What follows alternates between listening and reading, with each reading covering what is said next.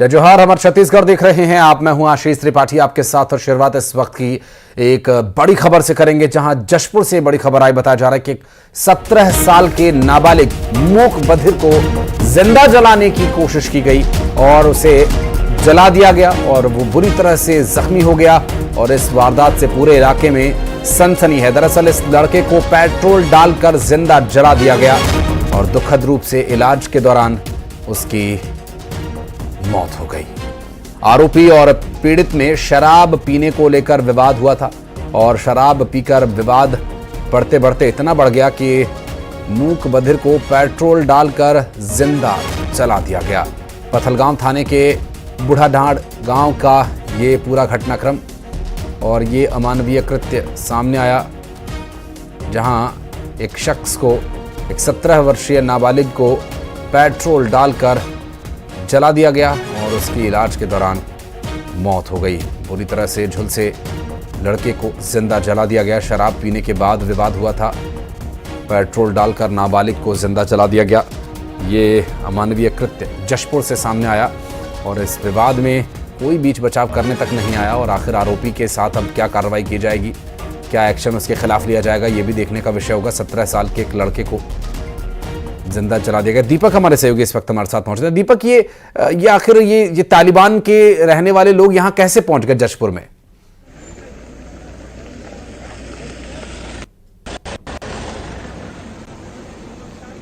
दीपक, आवाज मिल पा रही है? ये तालिबानी सजा देने वाले आखिर कौन लोग हैं?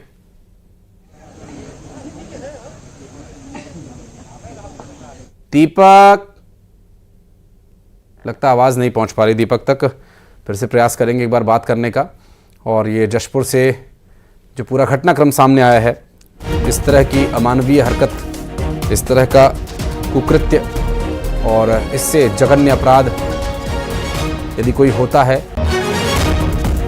तो वो क्या हो सकता है, ये भी सोचने का विषय है। क्योंकि जिस तरह एक नाबालिग के साथ विवाद हुआ, मारपीट तक, विषय एक बार को समझा जा सकता है कि आवेश में आकर कोई किसी पर हमला कर दे, किसी पर डंडा चला दे या हाथ पांव से उस पर हमला कर दे, वो एक अलग विषय हो सकता है। नशे में ठीक है, वो एक विषय समझने लायक है। और दीपक से हम फिर बात करने की कोशिश करेंगे। दीपक, आवाज मिल पा रही है?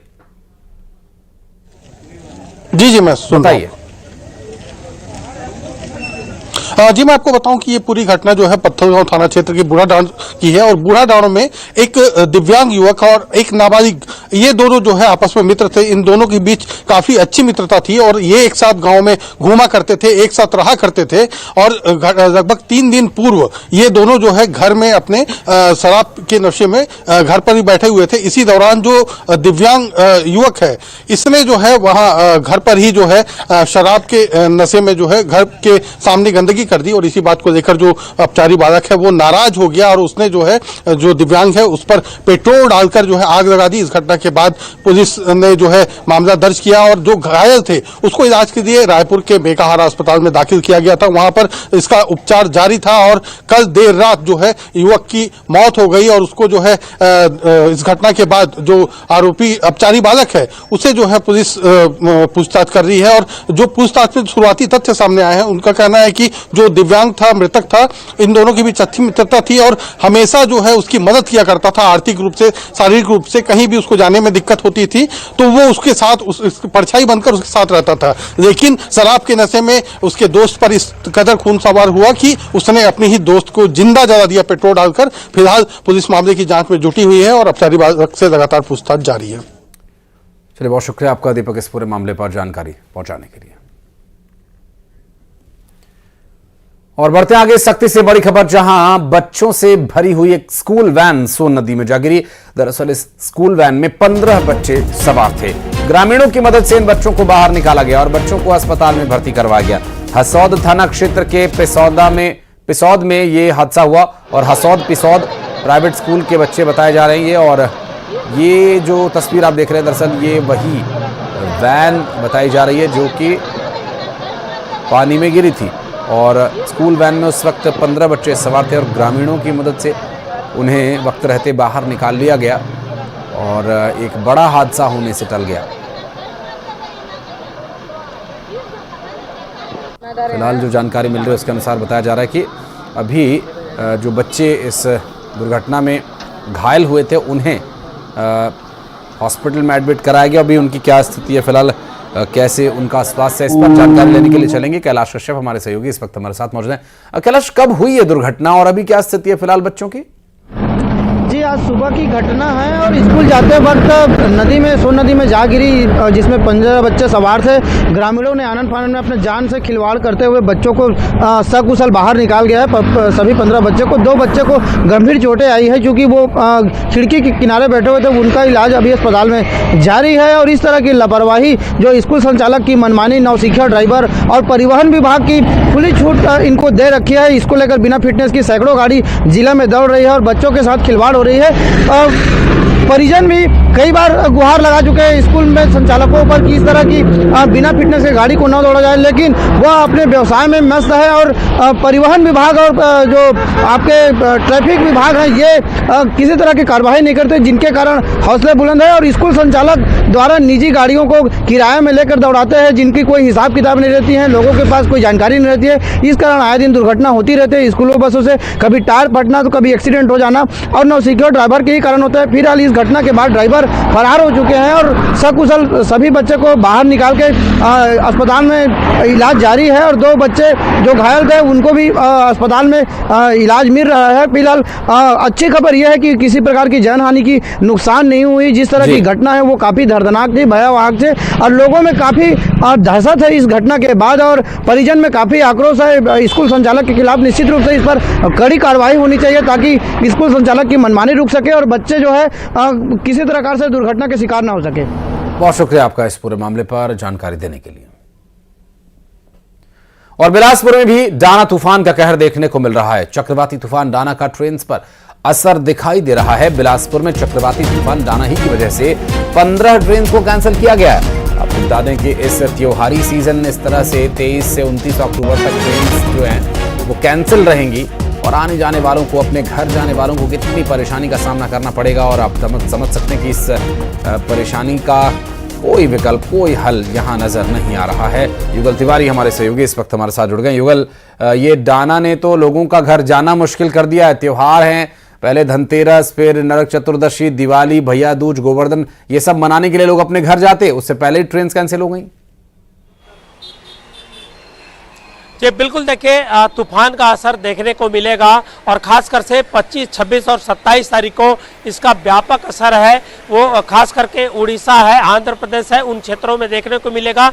लेकिन उड़ीसा से लगे हुए जो जिले हैं उत्तर छत्तीसगढ़ और मध्य छत्तीसगढ़, वहाँ पर भी इसका असर देखने को मिल सकता है। एहतियातन रेल प्रशासन ने, रेल विभाग ने 15 ट्रेनों को रद्द कर दिया है, जिसमें छत्तीसगढ़ से गुजरने वाली जो 15 ट्रेनें हैं और पहले भी ट्रेनों को रद्द किया जाता रहा है, इसलिए परेशानियां हैं और भी बढ़ गई है। जो दाना का असर है, हालांकि जो यहाँ पर वैज्ञानिक है, मौसम के जानकार हैं, उनका कहना है कि दाना का असर छत्तीसगढ़ में उतना नहीं होगा, विंड स्पीड थोड़ी कम रहेगी। तो लेकिन जो उड़ीसा से लगे हुए जो जिले हैं जैसे रायगढ़ है, महासमुंद है, गरियाबंद है और इसके अलावा जो धमतरी है, कांकेर है, इन क्षेत्रों पर भी इसका असर है वो देखने को मिल सकता है। चूंकि उड़ीसा से, आंध्र प्रदेश से, साउथ से जो ट्रेनें हैं वो लगातार छत्तीसगढ़ को आती है, तो ये कनेक्टिविटी जो ट्रेनें हैं, आने जाने वाली जो ट्रेनें हैं, उसे एहतियातन रद्द किया गया है। तो जाहिर तौर पर कहा जा सकता है आशीष कि इसका असर छत्तीसगढ़ का रेल सेवाओं पर ही दाना का असर है वो देखने को भी मिल रहा है। जी बहुत शुक्रिया युगल आपका इस पूरे मामले पर जानकारी दर्शकों तक पहुंचाने के लिए। और छत्तीसगढ़ में घोटाले के आरोपियों को रायपुर सेंट्रल जेल से शिफ्ट किया जा रहा है। मौके पर बड़ी संख्या में पुलिस बल तैनात है। आबकारी, कोयला, कस्टम मिलिंग के आरोपी जेल में बंद हैं। अनवर ढेबर को अंबिकापुर जेल में रखने के आदेश दिए गए हैं और अनिल टुटेजा को कांकेर जेल में रखने का आदेश दिया गया, जबकि एपी त्रिपाठी को जगदलपुर जेल में रखने का आदेश है। इतना ही नहीं, मार्कफेड के पूर्व एमडी मनोज सोनी दंतेवाड़ा जेल में रहेंगे और सूर्यकांत तिवारी जगदलपुर जेल ट्रांसफर किए जाने के आदेश हुए हैं और ईडी की विशेष कोर्ट ने ये आदेश जारी किए हैं। जेल प्रशासन ने रायपुर जेल में एक साथ रहने पर सिंडिकेट चलाए जाने की आशंका भी जताई है।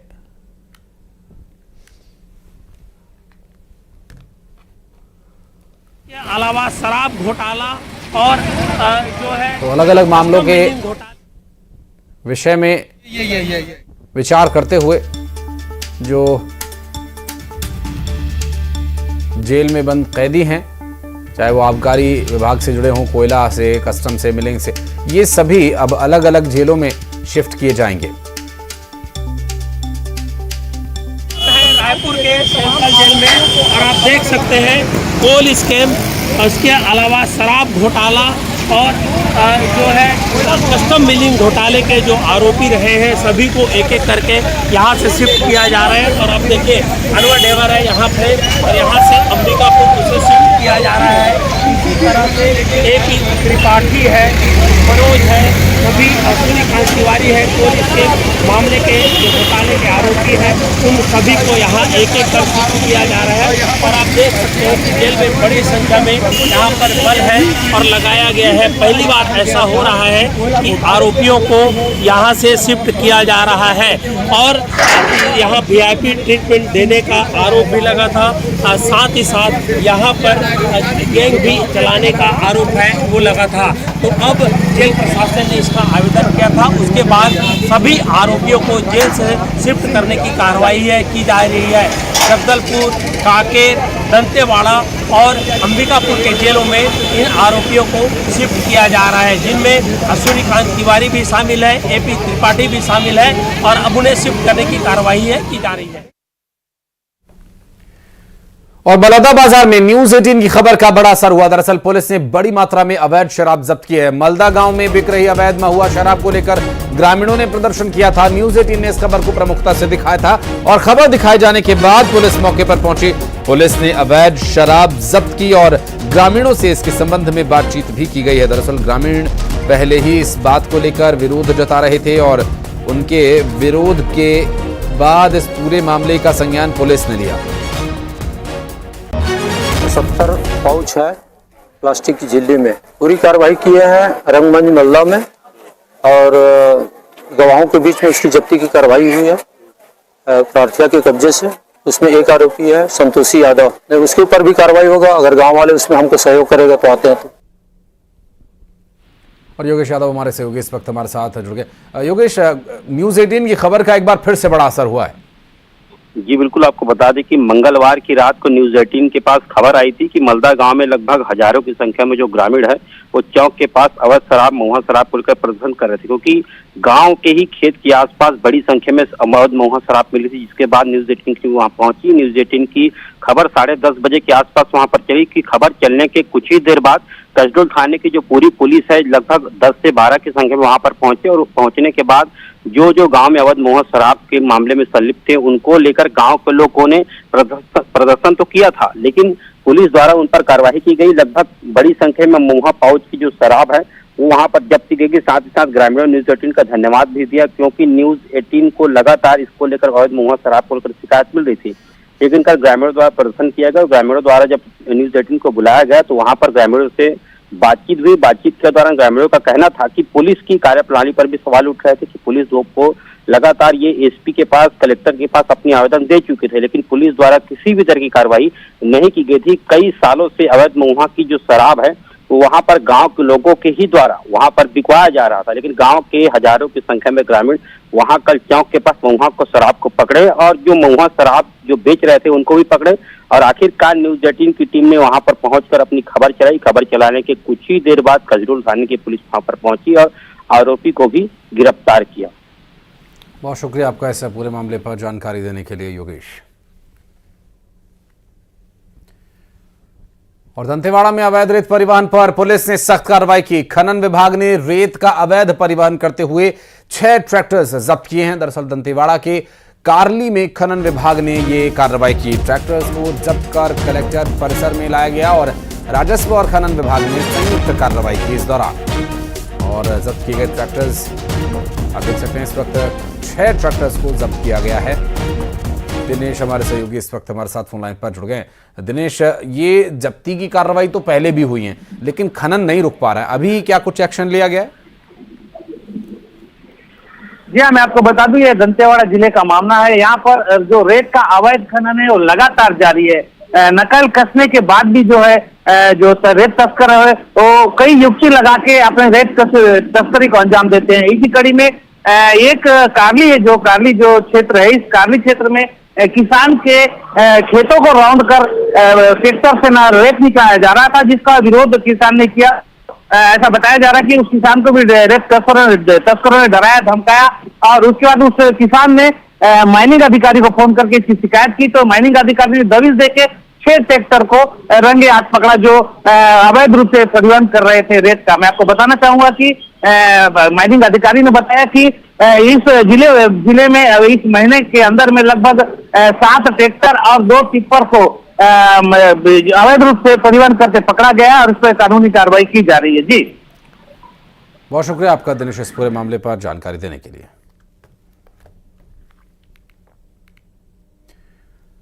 और रायपुर दक्षिण के लिए बीजेपी उम्मीदवार सुनील सोनी आज अपना नॉमिनेशन भरेंगे। सुनील सोनी मुहूर्त नामांकन का एक सेट जमा करेंगे और 25 अक्टूबर को शक्ति प्रदर्शन के साथ नामांकन दाखिल करेंगे। नामांकन के दौरान बीजेपी के बड़े नेता यहां शामिल होंगे। 26 अक्टूबर को बीजेपी विधानसभा स्तर का सम्मेलन भी करने वाली है।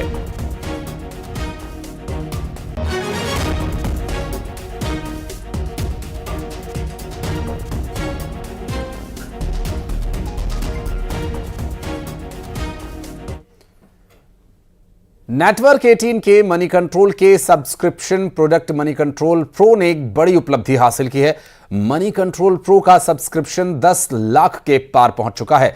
1 मिलियन सब्सक्रिप्शन पूरा होने के खास मौके पर NSE में special opening bell ringing ceremony आयोजित की गई और जिसमें नेटवर्क 18 के group editor in chief Rahul Joshi ने ओपनिंग बेल रिंग बजाया।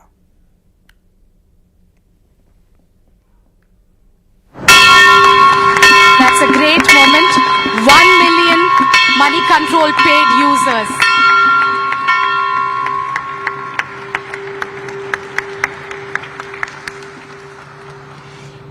Yeah, just to continue, there was a time when 4, 3, 2, 1.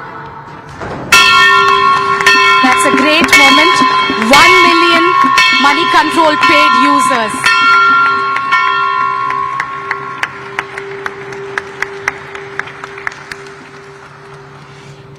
yeah, just to continue, there was a time when 4, 3, 2, 1.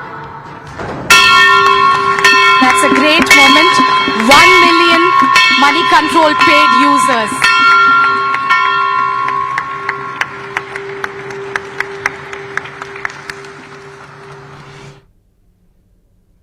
और business news की दुनिया में money control top digital platform बन गया है। Money control ने ईडी को पछाड़कर अब नंबर 1 की पोजीशन हासिल कर ली है। दरअसल मनी कंट्रोल जिसका कि 53.16 मिलियन यूनिक विजिटर्स के साथ टॉप पर है। इसके अलावा मनी कंट्रोल प्रो देश का सबसे बड़ा बिजनेस मार्केट और फाइनेंस न्यूज बन गया है। दरअसल मनी कंट्रोल प्रो के सब्सक्राइबर्स की संख्या 10 लाख के पार हो गई है और दुनिया के टॉप 15 यानी सर्वोत्तम 15 न्यूज सब्सक्रिप्शन प्लेटफॉर्म्स में मनी कंट्रोल प्रो शामिल हो चुका है। और ये एक उपलब्धि न सिर्फ उन उपभोक्ताओं के लिए जो इसके सब्सक्राइबर बने हैं उनके लिए, बल्कि मनी कंट्रोल के लिए भी बहुत बड़ा और मौका है उन पोटेंशियल सब्सक्राइबर्स को एक बार फिर से इस ओर आकर्षित करने का। और चूंकि आज के दौर में इन्वेस्टमेंट के लिए जहां लोग भटक रहे हैं, परेशान हैं, उनके लिए मनी कंट्रोल एक बहुत अच्छा मौका है, एक अच्छा प्लेटफॉर्म है जहां पर आकर आप बाजार के बारे में जानकारी ले सकते हैं। आपको SIP और तमाम तरह के जो शेयर मार्केट से जुड़े अलग अलग विधाएं हैं जिसमें आप अपनी जमा पूंजी को मुनाफे के लिए इस्तेमाल कर सकते हैं, निवेश कर सकते हैं, चाहे छोटा ही सही, लेकिन निवेश करने का ये मौका मनी कंट्रोल भी आपको देता है। और मनी कंट्रोल की ये एक बेहतरीन उपलब्धि है, एक अच्छा और बड़ा मौका है जिसमें कि अब सब्सक्राइबर की संख्या 1 मिलियन पहुंच गई है। ऐसे में आप भी इसका लाभ ले सकते हैं और इसके लिए आपको मनी कंट्रोल ऐप डाउनलोड करना होगा और इस ऐप के माध्यम से मार्केट का पल पल का हाल लाइव रनिंग कमेंट्री की तरह आपको आपके मोबाइल की स्क्रीन पर मिलता रहेगा और डायरेक्ट इस इंफॉर्मेशन के माध्यम से आप इन्वेस्टमेंट के क्षेत्र में अच्छी जानकारी हासिल करते हैं और कई तरह के इसमें प्रोग्राम्स बने हुए हैं, जिन प्रोग्राम्स के माध्यम से न सिर्फ आप किसी भी कंपनी के हिस्ट्री चार्ट को देख सकते हैं, बल्कि इस मनी कंट्रोल प्रो सब्सक्राइब करने के लिए QR स्कैन आप कर सकते हैं। आपकी स्क्रीन पर दिख रहे इस QR कोड को अगर आप यहीं से स्कैन करते हैं तो आप सीधा मनी कंट्रोल को सब्सक्राइब करने के लिए एलिजिबल हो पाएंगे और मनी कंट्रोल प्रो आपको देगा वो सभी लाभ जो आप चाहते हैं निवेश के क्षेत्र में एक बड़ी उपलब्धि हासिल करना। तो यहां से उस लंबी यात्रा की शुरुआत आप कर सकते हैं। और अब बढ़ते आगे, फटाफट अंदाज में 20 बड़ी खबरें आपको दिखाते हैं। जशपुर में 17 साल के एक लड़के को जिंदा